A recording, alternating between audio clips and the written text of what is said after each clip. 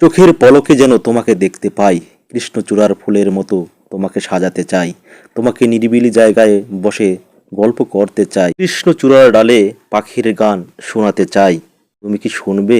আসবে এই কৃষ্ণচূড়ার গাছের নিচে, হয়তো ফুলগুলো দেখবে আর ভাববে এত সুন্দর কেন, এত সুন্দর কেন পৃথিবী, এত সুন্দর কেন এই ফুলগুলো, এই ফুলগুলোর মাঝে হারিয়ে যেতে নেই মানা, হারিয়ে যাবেন কখন আপনি বুঝতেই পারবেন না।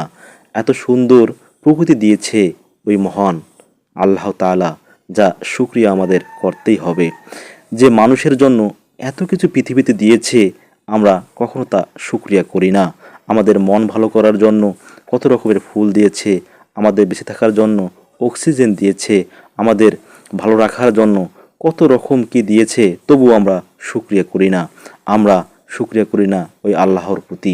আমাদের আল্লাহর প্রতি শুকরিয়া করা প্রয়োজন, যাতে এই সুন্দর পৃথিবীতে যতদিন আমরা বাঁচব, তার শুকরিয়ায়, তার ছায়ায়, তার মহব্বতে আমরা যেন পৃথিবীতে বেঁচে থাকি, আমাদের প্রিয় মানুষগুলোকে নিয়ে যেন ভালো থাকি, সেটাই আমাদের কামনা হবে। আমাদের এই পৃথিবীতে যত মানুষ রয়েছে, সব মানুষই যেন আল্লাহ তাআলা তার রহমত দিয়ে আমাদেরকে যেন বাঁচিয়ে রাখে, সেটাই আমাদের কামনা করা দরকার। আমরা অবসর সময় যেমন ঘুরতে যাই, আমাদের মন ভালো হয়, ততই রোগবালাই থেকে আমরা মুক্তি পাই। যতই আপনি টেনশন করবেন, ততই আপনার রোগবালাই আপনার মাঝে বিরাজ করবে।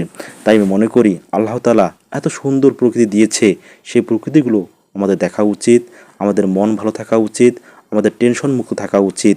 আপনি প্রিয় মানুষটিকে ধরে, এই হাত ধরে যান না কৃষ্ণচূড়ার ডালের বসে এই পাখির ডাক শুনতে, আপনি সেই ছায়ায় বসে দেখেন না আপনাকে প্রিয় মানুষটিকে নিয়ে কোনো কবিতা, কোনো গান, দেখবেন আপনি অনেকটা সুস্থ হয়ে গেছেন।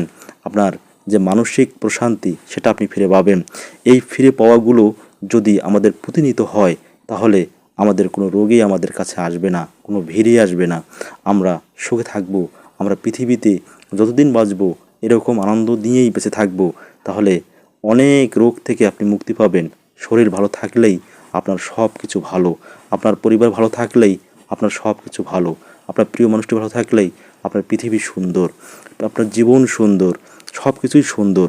তাই আমি মনে করি অবসর সময় যতটুকু পাবেন, ততটুকু সময় নিয়ে আপনার প্রিয় মানুষটিকে নিয়ে ঘুরতে যাবেন, পাখির ডাক শুনবেন, গাছের নিচে বসবেন, হাতে হাত রাখবেন, কত রকমের গল্প বলবেন, মন খুলে গল্প বলবেন।